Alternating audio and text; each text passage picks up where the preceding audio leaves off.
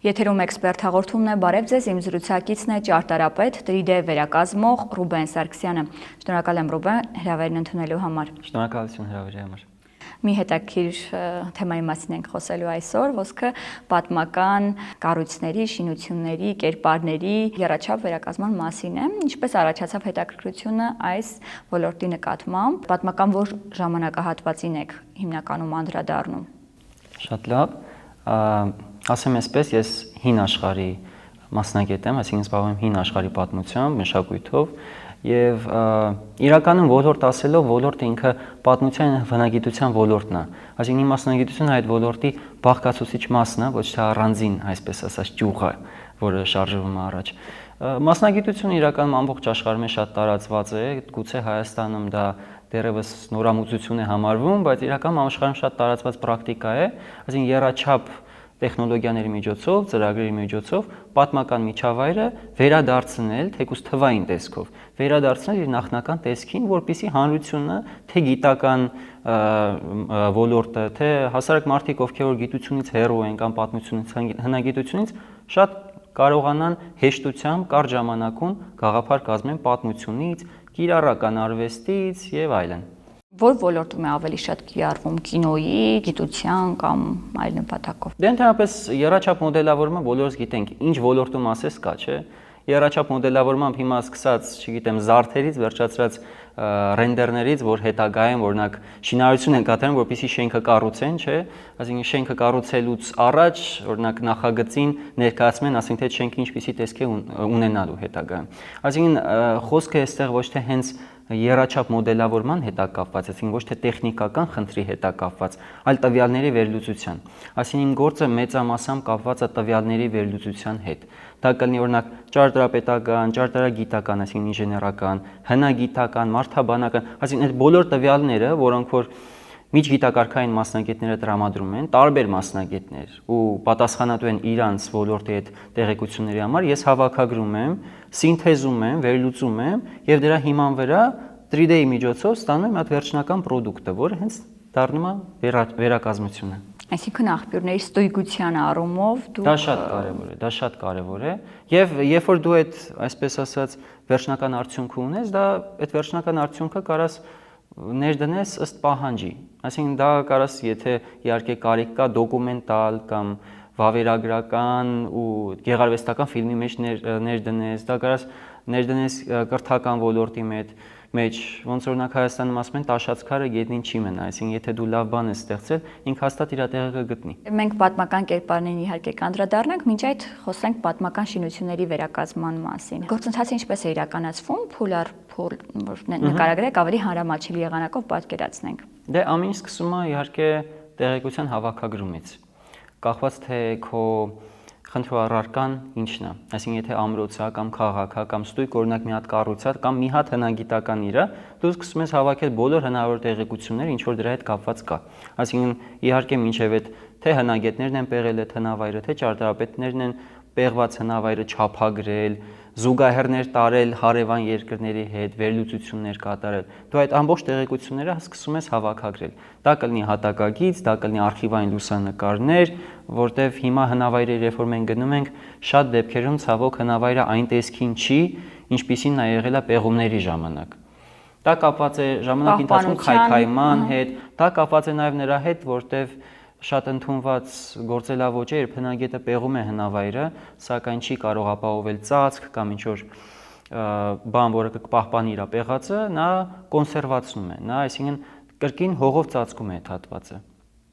Այնպես որ այդ արխիվային լուսանկարները շատ կարևոր են, որ հասկանանք թե այդ հնավայրը պեղումների ժամանակ ինչպիսին է եղել։ Այդ ամբողջ տեղեկությունները հավաքագրվում է եւ սկսում է այդ գործընթացը, այսինքն տեխնիկական գործընթացը, այսինքն հատակագիծը որ կա, դա թվայնացնում եմ, չափագրում եմ, անհրաժեշտության դեպքում գնում եմ հավելյալ տեղում էլի տեղազննում եմ, այսինքն տեսնեմ թե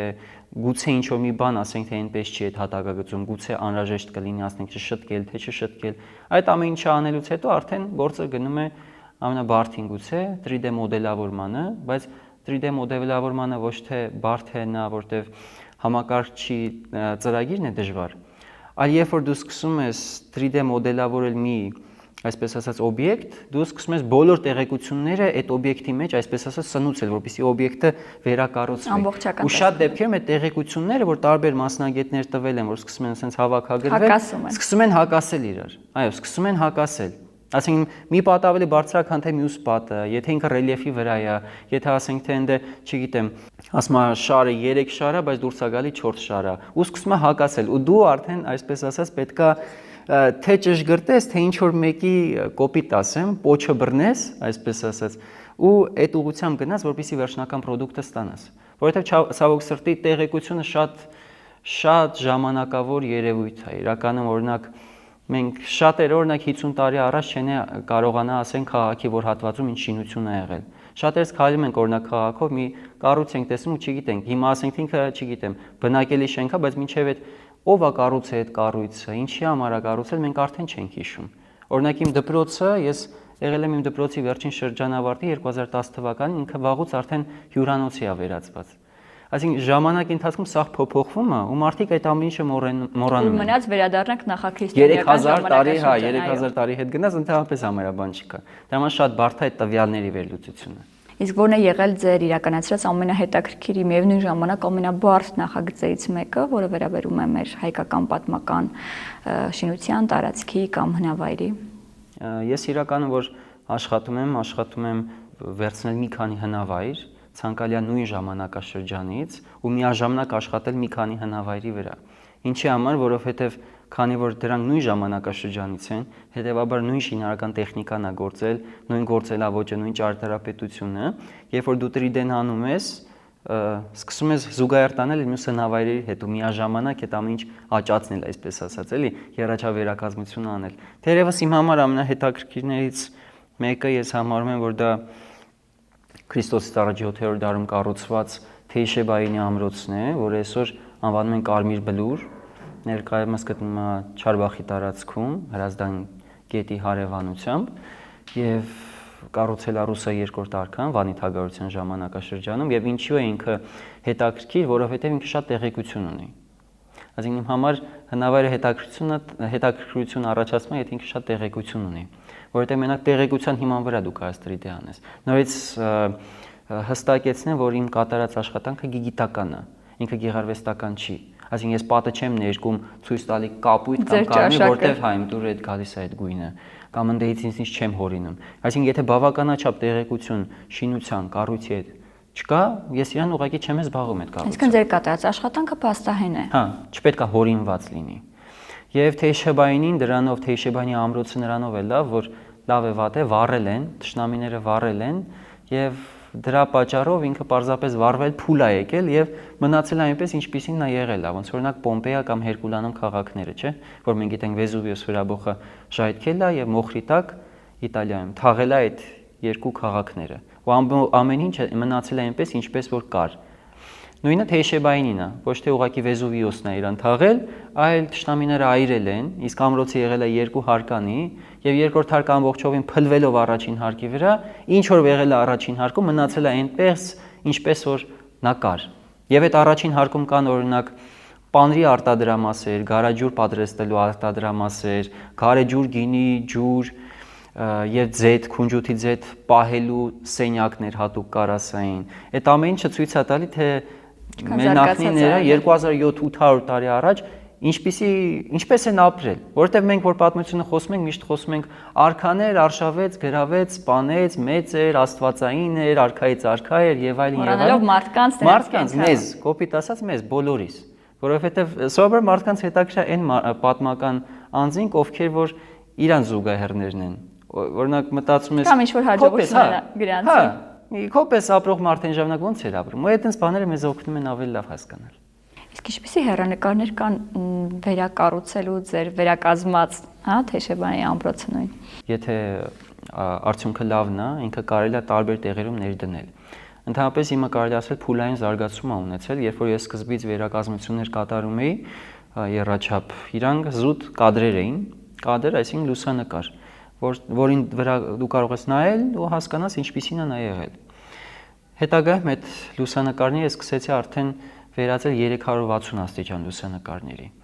Այսինքն դա օրինակ համացանցում դրված է, դու վերցնում ես քո հեռախոսը կամ մկնիկով օրինակ քո էկրանի վրա ու ոչ թե մացնես զուտ լուսանկարը, այլ դու կարաս պտտացնել, ասեն շրջապատդ նայես։ Օրինակ հեռախոսդ հանում ես, պահում ես, սենց նայում ես, այսինքն միջավայրը չկա, ինքը 360 լուսանկարը, բայց դա ավելի շատ հնարավորություններ է տալիս։ Դրանից հետո արդեն մոտեցումը իրական բավականաչափ հետաքրքիր դարձա, որովհետև իմ աշխատանքներից մեկը առաջին անգամ վերածվեց VR փորձառության։ VR փորձառությունը դա վիրտուալ իրականությունն է, virtual reality, այսինքն դու հագնում ես ակնոցները եւ ոչ թե դիտում ես կամ շարժում ես, այլ ընկնում ես այդ միջավայրի մեջ։ Դու միջավայրի մեջ ես ու դու կարողանում ես տեղաշարժվես այդ միջավայրի մեջ, տեսնես որտեղ ինչ կա, դռներով անցնես, եթե ընդ մարդիկ կան, իրենց գործունեությունն են ծավալում, դա կլինի ասենք թե անձը, որ ընդ սեպագիր է ծեծում կամ քուրմը, որը ծես է անցկացնում, դու կարողանում ես ներկա գտնվել այդ ամբողջ գործընթացին։ Տեսնես ոնց է այդ ամենը տեղի ունեցել։ Երբ այնց է մեզ մոտ կիրառվում այս VR տեխնոլոգիաները եւ ինչպիսի արձագանքներ կան։ Ասեմ, որ այս փորձառությունը գլուխ կովալ չլինի, մեր Հայաստանում հələ որ առաջին փորձառությունն է եղել, այսինքն VR, ոչ թե VR-ը, այլ VR-ի միջոցով վերակազմված պատմությունը դիտելու փորձառություն։ Իրադարձության մասին է խոսքը, ինչ որ պատմական միջավայրի, ոչ թե իրադարձության, այլ միջավայր, այսինքն ոչ թե այնտեղ պատերազմ կամ ինչ որ թագադրությունն է, այլ միջավայրի մեջ, որտեղ մարդիկ զբաղվում են իրենց առօրյա գործելով ու դու կարող ես գնալ տեսնել ինչա կատարվում է այնտեղ։ Սա արդեն նախանցած տարվանից արդեն գործում է Էրեբունի թանգարանում, դա իրականացվել է Գիշյան հիմնադրամի աջակցությամբ եւ Արլուպ ընկերության օժանդակությամբ, որովհետեւ երբ որ դու անում ես վերակազմությունը, իդե վերակազմությունը ես արել եմ 8 տարի։ 8 տարի ծախսել եմ, որպեսզի այդ վերակազմությունը անեմ։ Այո, որպեսզի հասկանաս որտեղ ոնց ինչ է եղել։ Պայծառատեսության գուշակության հետ այնպես որ իմ գործունեությունը կապ չունի։ Հա, եւ 8 տարի հետո կատարելուց հետո այդ նյութը երբ որ դու ունես, դա նաեւ ծրագրավորում է ստացել։ Այո, միսուարյուն է ստացել, որտեղ ծրագրավորողներ են անհրաժեշտ, որպեսզի դա վերածեն VR-ի, որը արել է արդեն Arlup ընկերությունը։ Ու վերջնական product-ը դա է այդ VR փորձառությունը, որ դու կրում ես քո աչքերին ու կարաս պտտվես, նայես։ Պատմական որ միջավայրին կվերադառնանք, եթե հիմա փորձենք ձեր առաջարկած VR-ակնոցներով։ Սա իհարկե ակնոցը գտնվում է Էրեբունի թանգարանում։ Ես այսօր բերել եմ, որպեսզի դուք հնարավորություն ունենաք թանգարանից դուրս նայել։ Դիտողները բացառիկ հնարավորություն ունեն տեսնելու, թե ինչ տեխնոլոգիաներ են այսօր նաև կիրառվում Հայաստանում իրականացնելու մշակույթի պահպանման, հանրարչակման գործում կարևոր առաքելություն։ Եվ ուսումնասիրման, որովհետև ես համարում եմ, որ ես չեմ համարում, դա փաստ է։ Պատմությունը ինքը թուղթ չի եղել, ինքը թիվ չի եղել, ինքը տար չի եղել։ Պատմությունը եղել է եռաչափ, ոնց որ մենք այստեղ նստած ենք։ Այսինքն, որպեսզի պատմությունը հասկանաս, դու իրան պետք է տեսնես եռաչափ հարթակում, ոչ թե գիրքը բացես ու կարդաս թիվա անունը կամ կներեք ասածից համար Վարդան Մամիկոնյանը Տաղմուդ գետի որ ափից գնաց պատերազմի։ Օրինակ սա եթե համատարած այսպես կիրառվի նաև դպրոցականների համար կլինի հետաքրքիր ուսանողների, չէ՞, որ մենք ասում ենք հասովորիր այս պատմական դրվագը տվյալը, բայց ամեն դեպքում ավելի հեշտ է, երբ որ ֆիլմերի միջոցով են չէ դիտում, ավելի հեշտ է նաև ձեր ասես տեխնոլոգիայի միջոցով։ Դա կարելի է անել, բայց որոշակի սահմանափակումներով։ Ցավոք սրտի մեր 21-րդ դարը ինչպես բացասական, այնպես էլ դրական կողմեր ունի, եւ այս գերթվայնացումը ամեն ինչի, դասագրքերի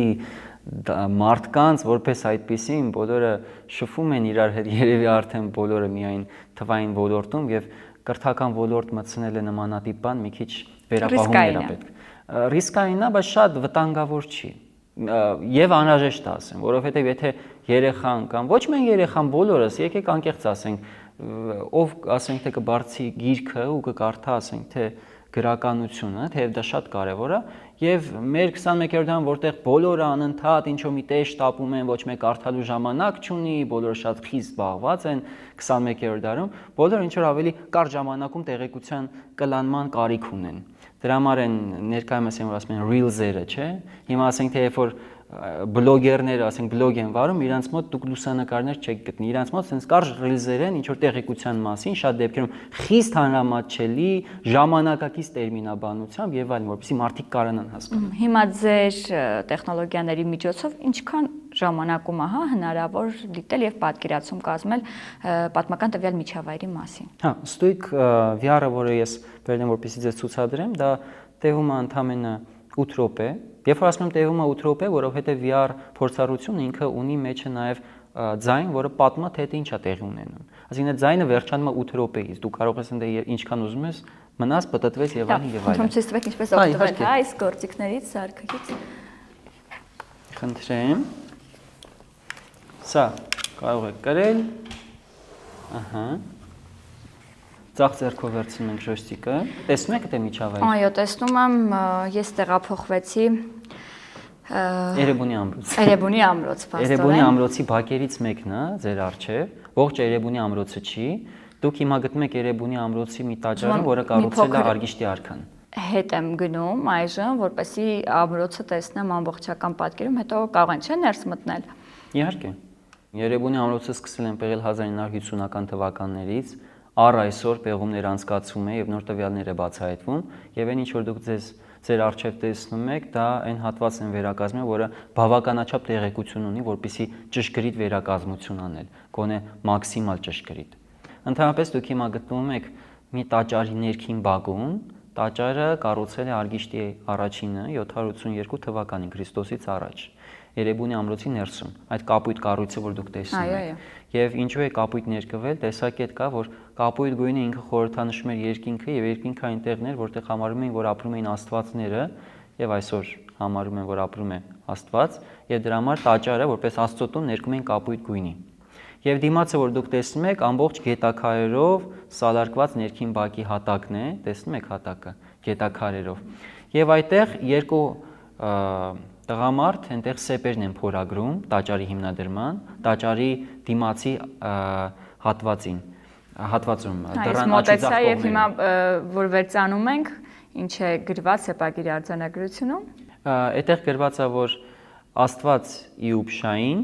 Արգիշտին, Մենուայի որդին, այս Սուսիի տակ կարող եք հասկանալ տաճարի տեսակ, այս Սուսին կառուցեց։ Եվ ձախ եւ աջ կողմերում նույն տեքստն է գրված տաճարի հիմնադրման մասին։ Իսկ տաճարի դիմացը ներքին բակում, այդտեղ սովորաբար անցերկացում են ծիսակարգը, եթե անհրաժեշտ է լինում զոհաբերությունները եւ այլն եւ այլն։ Ինչպիսի արձագանքներ եք ստանում այցելուներից թանգարանի, երբ իրենք օգտվում են այս սարքերից։ Միանշանակ դրական, միանշանակ, շատերի համար VR փորձառությունը դեռ առաջին անգամ է լինում եւ շատ դեպքերում անգամ մի քիչ հուզումնալից է լինում, որովհետեւ երբ որ միջանցքում անցնում ես ու տեսնում ես ովքեր են դա նաեւ գրում, ոչ միայն երեխաները կամ մեծահասակները, նաեւ հաշմանդամարտիկ։ Հաշմանդամարտիկ, որոնք որ օրինակ չեն կարող բարձրանալ ամրոց եւ շատ խնդիրների հետ են առնչվում եւ VR-ի միջոցով կարելի ասել անգամ այդ հաշմանդամությունը արդեն հաշմանդամություն չի դառնում։ Իրանք մյուսների նման կարող են դիտել առանց որևիցե արգելքների, պտտվել, շարժվել, առանց ինչ-որ մեկի օգնությամբ եւ դա ոնց ասեմ, դրական տպավորություն է թվում, որ բոլորին կարողանում ես նույն մակարդակով մատուցես տեղեկությունը առանց սահմանափակումների։ Առհասարակ այս տեխնոլոգիաների կիրառումը, ինչպես նաև ձեր գործը, որ իրականացնում եք վերակազմությունը, հայկական, այսպես ասած, մշակույթի պահպանման եւ հանրահռչակման առումով ինչ նշանակություն ունի։ Միանշանակ մեծ նշանակություն ունի եւ ասեմ ոչ միայն պահպանման եւ հանրահռչակման, այլ նաեւ ուսումնասիրման։ Ինչու՞։ Որովհետեւ երբ որ դու երաչա վերակազմում ես միջավայրը, դու կարողանում ես այդ միջավայրը տեսնել, պատմական միջավայրը տեսնել այնպես, ինչպես այդ մարդիկ են ժամանակին տեսել։ Այսինքն դու ոչ թե զուտ կարդում ես դրա մասին, դու տեսնում ես դա։ Ու այդ տեսնելու միջոցով դու կարող ես ինչ որ մի բան հասկանալ, ինչ որ դու չէիր կարող հասկանալ, եթե VR-ով դա չտեսնեիր, եթե միջավայրում դա չտեսնեիր։ Մի հատ sense օրինակ բերեմ, որ արտասահմանից օրինակ բերեմ, էլի, ինչպես են դրսում նմանատիպ բաները օգտագործում, ոչ միայն մեր մոտ։ Օրինակ Մեծ Բրիտանիայում նմանատիպ փորձեր կատարել բրիտանական թանգարանը։ Իրենք ուրեմն վերակազմել էին Ասորեստանի արքաներից մեկի Սենեքերիմի պալատը։ Սենեքերիմի պալատի ընդունելության սրահը։ Այդ ընդունելության սրահը ինքը նեղ երկար ձգվող մոտավորապես մի 40-50 մետր ձգվող, ասենց մի հատ նեղ երկար միջանցք է, որի վերջում նստում էր արքան Սենեքերիմը անձամբ։ Հիմա իհարկե այդ պալատը գտնվում էր, ինչու եմ ասում գտնվում էր, որովհետև պայթեցվել է ցավոք սրտի 2015 թվականին, գտնվում էր Իրաքում։ Ինչ որ կար պայթեցվել է, ինչ որ ժամանակին պեղել էին հնագետները, հայտնվել է եվրոպական թանգարաններում, բրիտանական թանգարանում, Բերլինում, Լուվրում եւ այլն, այսինքն պալատը որպես այդպեսին ցավոք սրտի այսօր էլ գոյություն չունի։ Բայց իր մասամբ նմուշները պահպանվել են տարբեր թանգարաններում։ Հիմա բրիտանական թանգարանը այդ նմուշների հիման վրա բոլոր այդ նմուշները վերակազմել է, թվայնացրել է, նմուշ ասելով ես նկատի ունեմ պատկերաքանդակները, որովհետև պատերը գնում են եւ պատերի վրա պատկերաքանդակներ են դրված, քարեր են դրված, որոնց վրա տարբեր քանդակներ են։ Արքանը օրինակ, որտեղ ինքը գնում է եւ ոչնչացնում է իր թշնամուն, որտեղ ասենք թե գահի վրա նստած է եւ աստվածները իրան թագադրում են, որտեղ իր թշնամիները ոտքի առաջ ընկած են եւ այլն։ Այսինքն հին Ասորեստանում, երբ որ Սենեքերիմի պալատը կառուցել են, այնպես են արել, որ երբ որ մարդը գնում է դեպի արքան, կոպիտ ասած ինքնակենսագրականը արքայի նա ամբողջ ճանապարհի ընթացքում տեսնում է, CV-ին։ Այսինքն գնում ես դու արքայի մոտ, ճնշված վիճակում, նեղ երկամյացն սրահը, ու աչուկ ձախ կողմերը տեսնում ես այդ նույն արքան ընդ այդ թշնամիներին ոչնչացնելուց, սպանելուց, ընդ աստվածների կողմից թագադրվելուց եւ այլն։ Եվ երբ որ Մեծ Բրիտանիայում դա VR-ով արել են, նրանք մի հատ շատ հետաքրքիր բան են փորձարկել։ Դրանք տվել են ուսանողներին տվել են այդ VR ակնոցները, նրանք հակել են եւ սկսել են այդ միջանցքով քայլել դեպի, այսպես ասած, տրամաբանական Սենեքերիմի մոտ այնտեղ։ Եվ երբ որ իրանք անցել են, հասել են այնտեղ, VR-ը հանել են, իրենց թուղթ են տվել եւ ասեն գրեք այս թղթի վրա, թե դուք ինչ հասցրեցիք տեսնել։ Պատկերացրեք դուք դեսպան եք ձեր երկրից եւ եկել եք արքայի մոտ եւ գրեք թե ինչպիսի տպավորություն թողեց ձեր վրա Սենեքերիմի պալատը։ Դուք վախ եք զգում, դուք ուրախություն եք զգում, ինչ հասցրեցիք տեսնել այդ պատկերների վրա, արդյոք այդ պատկերների ձեր վրա հոգեբանական ինչ ճնշում էին գործադրում, որովհետև երբ որ դու գնում ես Սենեքերիմի մոտ ու դե տեսնում ես, որ ինքը թշնամին ընդ է ոչնչացնում է, դու կոպիտ ասած սաղ բառերդ արդեն մոռանում ես, ասում ես, «Էս ում մոտ եմ գնում», այսպես ասած, էլի ինչ կարևոր մարդ է։ Իսկ որ զգան այն զգացողությունները, որ ապրել են այդ ժամանակահատվածում։ Միանշանակ զգան եւ դա կարելի ասել արդեն գիտական նյութ է, գիտական վերլուծություն է, դու այսինքն նոր բան ես բացահայտում VR-ի միջոցով, ոչ թե զուտ ընդ քայլես տեսնես սիրուներ, թե սիրուն չէր, գեղեցիկ էր, թե գեղեցիկ չէր։ Դու կարողանում ես բաներ հասկանալ, որը ուրիշ կերպ հնարավոր չէր հասկանալ։ Երբ օրինակ այդ զուտ լուսանկարին նայես։ Հետաքրքիր է շատ եւ պատմական կերպարներին անդրադառնանք նաեւ հագուստներին արդյոք ձեզ հաջողվել է գրեթե նույնությամբ վերակազմել պատմական որևէ հագուստ պահպանելով ոճը տվյալ ժամանակահատվածի գույնը ձևը տեխնիկան ինչու՞ չէ հա իհարկե տեսեք ուրեմն գուցե հարց առաջանա թե հիմա այս մարդը օրինակ 3D-ով զբաղվում ճարտարապետությամբ զբաղվում հագուստը որտեղից այսպես ասած հայտնվեց։ Իրական կրկին ասեմ, որ մեթոդաբանությունը նույնն է, այսինքն տեղեկության վերլուծությունը։ Տեղեկության վերլուծությունը, որը եթե դու ուզում ես կարաս վերածես 3D-ի, եթե ուզում ես կարաս վերածես հագուստի վերարտադրության։ Իդեպ ասեմ, հագուստը վերարտադրում են, վերակազմում են, որովհետև ինքը ոնց ասած արդեն գոյություն ունեցել է, դու իրան վերարտադրում ես նույն ձևի, որտեվ կրկին ասեմ, ես չպետք է ինչ-որ մի բան հորինեմ, երբ որ դա անում եմ։ Սա հորինելու հետ ընդհանրապես պետք է կապ չունենա, սա գիտական աշխատանք է։ Եվ հա, ես կրկին մի երևի 6-ից 7 տարի, եթե չեմ սխալվում, գուցե ավել արդեն կորցրել եմ երևի հաշիվը, սկսել էի ուսումնասիրելը մեր հարևան թագավորության Կոմագենեի թագավորության, որը Տիգրան Մեծի ժամանակ մտավ մեր տերության մեջ եւ ղեկավարում էին այնտեղ Երվանդունիները, Երվանդունի տոհմն էր ղեկավարում եւ այնտեղ ղեկավարում էր Անտիոքոս Երվանդունին։ Գուցե նա ձեզ հայտնի է նրանով, որ ինքը Նեմրութի սրբավայրն է կառուցել։ Նեմրութի սրբավայրը աստվածների պատկերներով գահերի վրա նստած 8 մետրանոց, չէ՞։ Եվ Անտիոքոս Երվանդունին այդտեղ իրեն պատկերում է իր ըստ երևույթին ամենաշքեղ արքայական հագուստով, որտեղ ինքը ինչպես Սենեքերիմը նշեցի, աստվածների հետ ձեռք սեղմում է, որպեսզի այցելուները գան, տեսնեն եւ ասեն, օ, ինչպեսի արքա ինքը անձամբ աստվածների հետ ձեռք սեղմում արել, այսինքն կոպիտ ասած աստվածները նրան կարգել են արքա։ Եվ այդ բոլոր պատկերաքանդակների վրա նա իհարկե իր ամենաշքեղագույն հագուստով պետքա ներկայանար։ Եվ այդ պատկերաքանդակները, որոնք կիսով չափ լավ են հասել, կիսով չափ վատ են հասել, օգնել են առաջինը, որպեսզի վիզուալ հասկանանք, թե արքայի հագուստը ինչպիսին է եղել, որպեսզի դա վերարտադրել։ Հետագայում դե պատկերը շատ քիչ է, որպեսզի հասկանաս դա։ Հետագայում ասեմ, որ այդ պատկերները ժամանակին եղել են նաև ներկված։ Հին աշխարհում, առհասարակ նաև Հունաստանում, դա Հունաստանից է, թերևս կարելի ասել այդ ժամանակաշրջանը սնվել անտիկ մշակույթից, թե հին Հունաստանում, թե անտիկ Հայաստանում արձաններ եւ պատկերաքանդակներ ներկվում էին։ Այն ինչ որ մենք տեսնում ենք հունական արձանների սպիտակ, մարմար եւ այլն, դրանք բոլորը իրական ներկված են եղել ներկերով։ Ներք ուղղակի մեզ չի հասել։ Նույն այդ պատկերաքանդակները, որ թողել է Անտիոքոս Երևանդունին Նեմրութ դեռան սրբավայրում, այնտեղ այդ բոլոր պատկերաքանդակներն եղել են ներկված։ Եվ ներկայիս ուսումնասիրողները հատուկ սկաների միջոցով, հատուկ քիմիական ռեակցիաների միջոցով, փորձարարական նմուշների միջոցով կարողացել են բացահայտել, թե այդ մակերեսի որ հատվածը ինչ գույնի է եղել իր ժամանակին ներկված։ Հետևաբար այդ հագուստի ինչ հատվածը ինչ գույնի է եղել։ Դրան գումարվում է իհարկե պատմական տեղեկությունները, որտեղ օրինակ մի այսպեսի դրվագ ասեմ, Անտիոքոս Երևանդունին ապրել է Տիգրան Մեծի կառավարման եւ նրա որդու Արտավազ II-ի կառավարման շրջաններում եւ նրանց հեռավոր բարեկամն է եղել կոպիտ ասած եւ նույն համարյա հագուստն են կրել եւ օրինակ նույն ձևի եթե ասենք թե տեղեկությունները քիչ են մեկ այլ տեղեկություն ենք վերցնում երբ օրինակ Տիգրան Մեծը այցելում է Պոմպեոսի բանակը երբ որ Պոմպեոսի զորքերը հռոմեացի տրիումվիրատի ներկայացուցիչներից մեկի զորավարի գալիս են Արտաշատի մատույցները Տիգրան Մեծը գնում է իր այսպես ասած նրա այդ հանդիպման եւ այնտեղ հռոմեացի պատմիչը հիշատակում է թե Տիգրան Մեծի ինչ գույնի հագուստեր այդ պահին կրել իր վրա այսինքն այդ հագուստի տեղեկությունը գալի կցվում է պատկերաքանդակին, գալի կցվում է այդ ժամանակաշրջանի ոճին, այո, ժամանակաշրջանի ոճին, մեր հարևանների ոճին, որովհետեւ որպես այդպեսին մինչեւ այսօր անգամ մեր հագուստը ինքը ամբողջովին թե մենք ունենք տեղական, թե ունենք ներմուծված հագուստներ, չէ, նույն ձևի այն ժամանակ է եղել։ Այսինքն առևտուր է եղել, այսինքն այդ բոլոր տեղեկությունները, թե զուգահեռները հարևան երկրների հետ, թե պատմիչների հիշատակությունները, թե պատկերաքանդակը, թե պատկերաքանդակի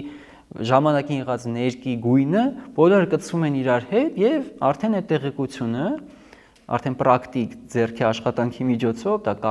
կարելը կլինի, քանդակելը, տաշելը, ձուլելը կլինի, ես անում եմ, արել եմ ավելի շուտ եւ վերացել եմ այդ հագուստի վերարտադրությանը։ Ձեր ուսումնասիրությունների ընթացքում ինչպիսի հետաքրքիր, այսպես ասած, բացառիկ փաստ եք հայտնաբերել, որը ձեզ համարել է այսպես զարմանալի եղել։ Հագուստների առումով կարող եմ ասել, որ բացառիկ փաստը այն է եղել, որ այդ հագուստները շատ անհարմար են։ Անկեղծ ասեմ, որովհետեւ որ ասեմ, որ ես ինչ որ գյուտ եմ արել, չգիտեմ, ես այսպես, ես այնպես, չէ, ես իրականում հավաքում եմ տեղեկությունները։ Մի մասնագետես մի կտորն արել, մի մասնագետես մի կտորն արել, ես այդ կտորները միաձուլում եմ, ընդհանուր պատկեր եմ տալիս, որը կարելի ասել նորամուծությունը, նոր խոսքը, բայց ինչ որ ինքնագովությամբ զբաղվել, չգիտեմ, բացահայտեցի, սուտ կլինի։ Կարող եմ ասել համենայն դեպս, որ այդ հագուստները շատ անհարմար են եղել եւ սա նույնպես այսպես ասած գիտական փորձ է, գալիս է մտքի, թե ինչու են այն ժամանակ արքաները հատուկ մարդկանց բանում, որպես իրանց օգնեին, որ այդ հագուստները իրանք կրեին։ Դա այսինքն նրանից չէր գալի, որովհետեւ ծանր է եղել։ Ծանր եւ անհարմար է եղել։ Օրինակ նույն Անտիոքոս Երևանդունու հագուստը ինքը բաճկոն է եւ վրան ամբողջովին կարված են եղել ոսկե աստղեր եւ ռոմբեր։ Ոսկե աստղեր եւ ռոմբեր, որոնք որ կարված են եղել վրան։ Եվ երբ ես այդ բաճկոնը պատրաստեցի, լրիվ այդ դետալները կարեցի նույն չափով, նույն ձևով կարեցի եւ հակային վրա, ես հասկացա, որ դա պարզապես քեզ sense պարալիզացնում է։ Դու չես կարող մեջ շարժվես։ Ինքը վերածվում է զրահաբաճկոնի եւ բարձրանալ, գլխի թագ դնել, թիկնոց կապել, ընդհանրապես ոչինչ ման չես կարողանում անես։ Եվ հատկապես դրա համար կողքից մարդիկ են պետք, որպեսզի դա օգնեն քեզ անել։ Գուցե մարմնի կազմվածքը ավելի այն ժամանակ զորեղ են եղել, հզոր են եղել դրա համար։ Եթե մարմնի կազմվածքը զորեղ լիներ, հզոր լիներ եւ մականային, այսպես ասած, մասան ավելի շատ լիներ, հետեւաբար հագուստը նրան ավելի շատ կնեղեր, հետեւաբար նրա մեջ շարժվելը ավելի դժվար կլիներ։ Իրականում, չէ, իրականում դա փաստ է, որովհետեւ ասեմ, թե ճարտարապետությունը, որը 3D է, թե հագուստի վերարտադրությունը, նրանց միավորում է մի ընդհանուր բան՝ մարդուն ծառայելը։ Այսինքն նա պետքա նախ մարդուն ծառայի, նա ունի ֆունկցիա, նշանակություն, հետո նոր արդեն գեղարվեստական մոտեցում։ Դրա համար օրինակ, եթե օրինակ տաճարները կամ պալատները կամ ամրոցները, երբ որ դու վերակազմում եմ, ես տարբեր տեղեկությունների հիման վրա, ես նաև հիմք եմ վերցնում, թե սա մարդուն ոնց կարող էր ծառայել։ Օրինակ, մի օրինակ բերեմ, իմ ընկերները, երբ որ գնում են օրինակ արտասահման, կլինի դա Եվրոպա, կլինի, չգիտեմ, Արևելք եւ այլն արևելյան երկրներ, գնում են ասում են, նրանց մոտ այսպիսի պալատներ կան, բարձր, չգիտեմ, մեծ պատոհաններով, մեր Հայաստանում ինչու տենսները չկան։ օրինակ բերեմ, օրինակ եթե չգիտեմ, մեր հարևան երկիր օրինակ, Պարսկաստանը, Պերսեպոլիսը, որ եղել է Աքեմենյան Պարսկաստանի մայրաքաղաքը, գերտերության, որը Հնդկաստանից մինչև Հունաստան ու Եգիպտոս էր հասնում, պալատի բարձրության, առաստաղի բարձրությունը 18-ից 20 մետր էր։ Հիմա եթե Պերսեպոլիսը կառուցված լիներ հայկական լեռնաշխարհում, մեր տարածաշրջանում, ձմեռը մեր արքաները բառի բուն իմաստով ցրտից կմահանային, որովհետև ֆիզիկայից գիտենք, տաքոտը բարձրանում է վերև։ Այսինքն ամեն մի տարածաշրջան ունի իր սուբյեկտիվ, իր տեղական մոտեցումը։ Դա կլինի հագուստ, դա կլինի ճարտարապետություն, դա պետք է ունենա ֆունկցիա։ Եթե օրինակ չգիտեմ, Լուվրի օրինակ պալատը կամ Էրմիտաժը բերենք կառուցենք Հայաստանում, մեր Հայաստանի կլիմային նաև սեյսմոլոգիական առումներով, որտեղ մեր մոտ երկար շարժեր,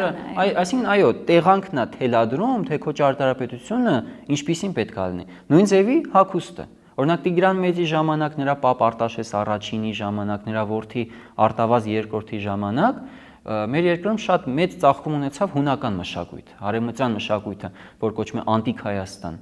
Եվ ինչքան էլ հայերը ցանկանային հույների նման, չգիտեմ, երբ որ Հունաստանի մասին խոսում ենք, չէ,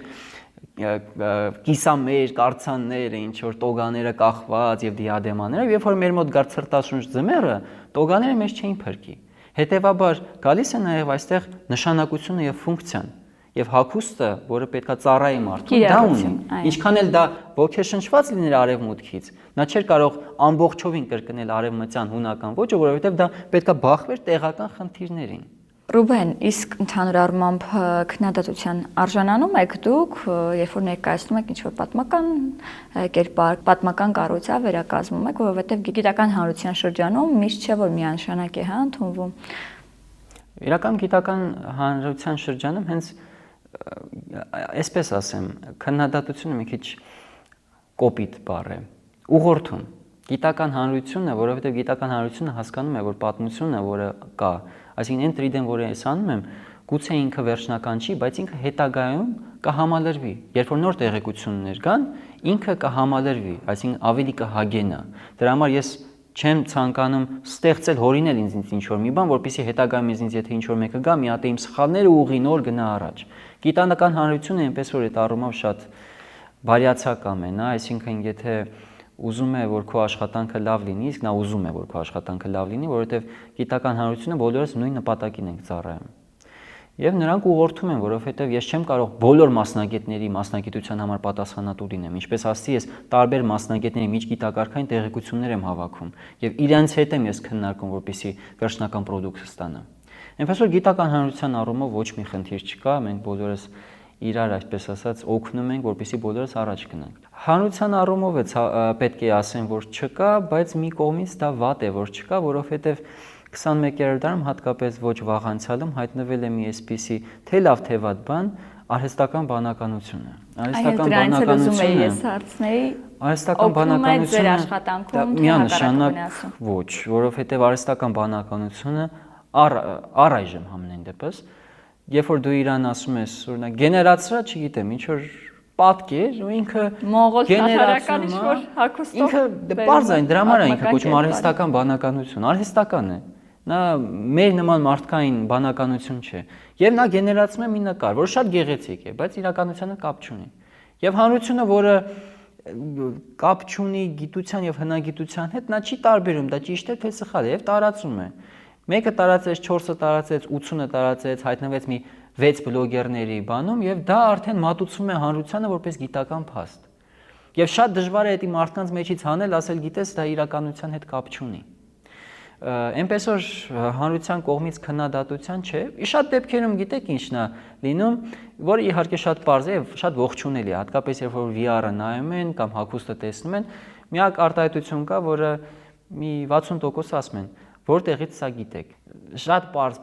հարց է, շատ բարդ պատասխան է, որովհետեւ դե արի բացատրի, որ գիտես, այսքան ժամանակ տեղեկություններ եմ հավաքել, սենց, որ ասում եմ, սենց այս կետերից ու հոպ վերջում դարել է սա։ Ոչ ոլորտի մասնագետը մտածում է, տեսնես որտեղ են ինձ խափում, հա, այսպես ուզում են ճոխացնեն, թե ցավոք սրտի, քանի որ խափեությունն է Աստված տվել չի խնայել մեր 21-րդ դարում։ Հիմա ամեն մեկը կարող է ինչ ասես անի, ինչ ասես գեներացնի, Photoshop անի, կեղծի,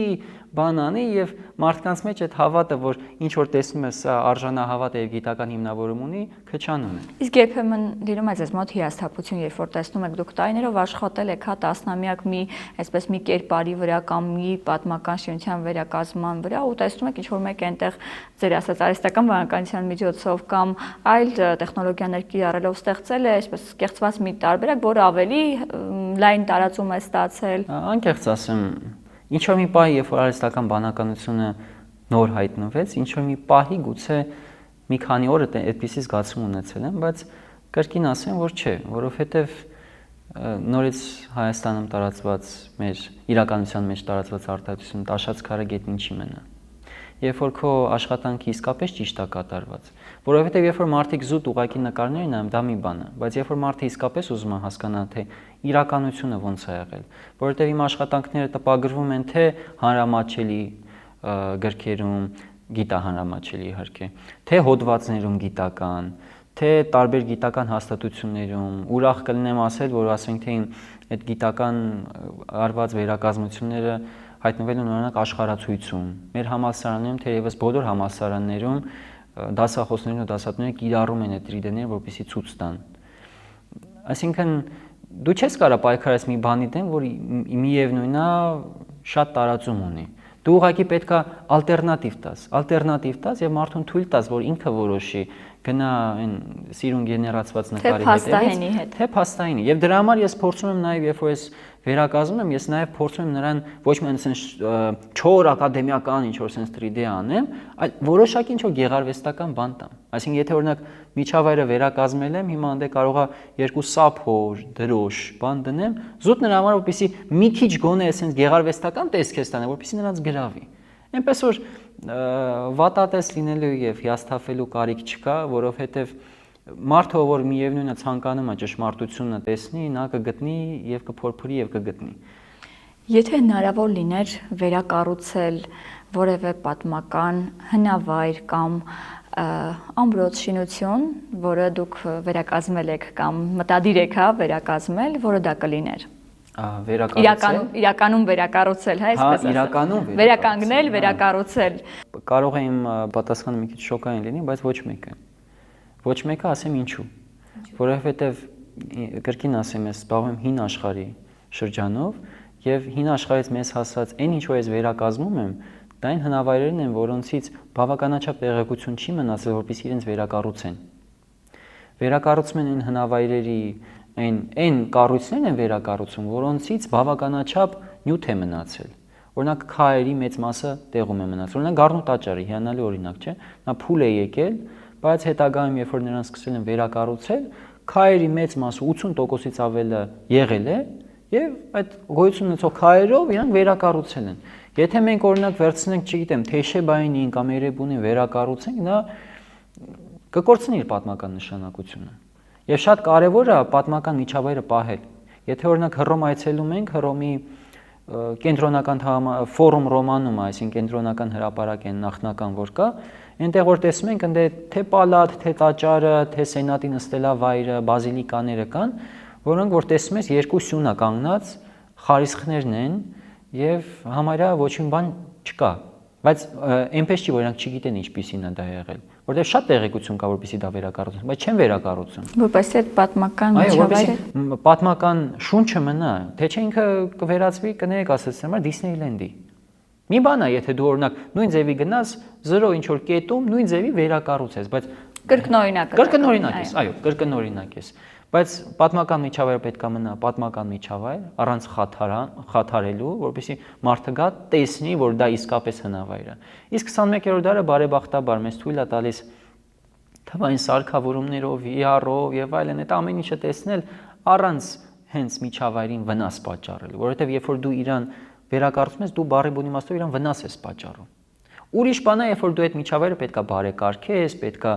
վրան ծածկ անես, որպեսզի չքայքայվի, այդ առումով այն չեմ կարող ինչ-որ ամբողջ Հայաստանը երևի է, որտեղ ամբողջ Հայաստանում ամեն մի գյուղ, ամեն մի քաղաք, Երևանում ամեն մի կետի վրա իրականը որ գնաս, մի նմանատիպ կառույց կգտնես։ Այնպես որ կոնսերվացնելու պահպանելու գործում շատ գործ ունենք, բայց վերակառուցելու այդ շրջանից չէ։ Իսկ եթե ընդհանուր ամփոփելու լինենք, խնդրում եմ ներկայացեք ձեր տեսլականը ոլորտի զարգացման վերաբերյալ, հա, այս տեխնոլոգիական դարաշրջանում արդյոք մենք համահունչ ենք ընթանում, զարգացած այսպես երկրներին շատ կա հասնելու եւ ինչ անելիք կա այս ուղղությամբ։ Կրկին ասեմ, վատադես չնեմ, բայց այո, որովհետեւ մեր երկրի գիտնականները, հնագետները եւ այլն թերևս մեր երկիրը ինչպես եւ միշտ ցավոք սրտի պատմության ընթացքում ոչ բարենպաստ ժամանակներում է գտնվում, ոչ հեշտ ժամանակներում է գտնվում, այսպես ասենք, բայց մեր գիտնականները կարողանում են թե ներքին ռեսուրսը, թե իրենց գործընկերների միջոցով այլ երկրներից գործը առաջ տանել։ Այսինքն թե գիտնականները, թե հնագետները։ Իսկ ինչ վերաբերում է եռաչափ վերակազմությանը, իմ առումով եթե ասեմ,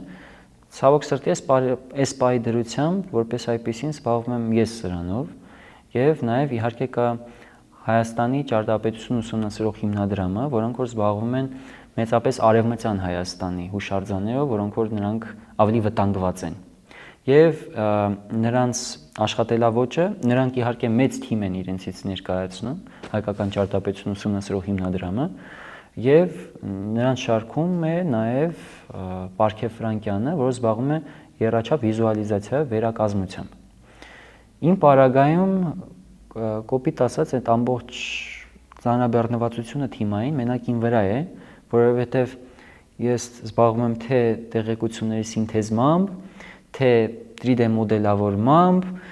թե էդի վիզուալացման, որովհետև անգամ 3D մոդելավորման մեջ էլ, եթե օրինակ գնում եք ժամանակակից ինչ-որ մի հատ օֆիս, որոնք որ զբաղվում են 3D-ով, այնտեղ կա մարդ, որը զբաղվում է 3D մոդելավորմամբ, մարդ, որը զբաղվում է նրա տեքստուրաների մշակմամբ եւ մարդ, որը զբաղվում է ռենդերով։ Ես այդ բոլորը երեքը ես եմ անում, նաեւ այդ տեղեկության հավաքագրումը։ Այնպես որ կարող եմ ասել, որ այս VR-ը եւ մնացած 3D-ները մարդկանց լավ առումով վարակել են ու ժամանակի ընթացքում